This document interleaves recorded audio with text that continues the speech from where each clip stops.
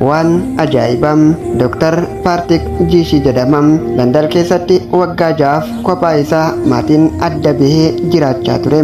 Yeroo sanitti ammoo fiizaa fi waraqaa galmee seera qabeessaa qopheessee ulaagaa guuttachuudhaan akka haadha mana isaa fi ijoollee isaa gara UK dhufanii isaa waliin jiraataniif dhama'aa ture.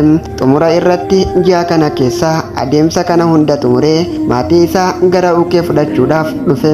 Guyyaa kaleessa haadha mana isaa hojjettu hospitaala Indiyaa turte. Hojii san dhaabdee ijoolleen isaa 3 barattoota hiriyoota isaaniitti nagaadhaan matanii maatiin kun gara dirree xayyaaraa Hindiyaa qajeelaniin. Akkuma achi ga'aniin xayyaarri Hindiyaadhaa lakkoomsa balalii 171 guyyaa kaleessa namoota 242 waliin kufee daaraa ta'e santu isaan mudatee carraa isaanii ta'e.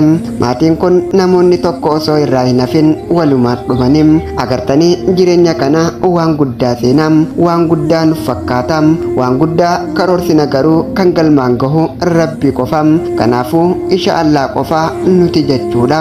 Kanaaf waan hojjettanii fi waan karoorsitaniin adeemsa kam keessattiyyuu inshaallah jechuun Rabbi irratti hirkachuu hin dagatinaadha.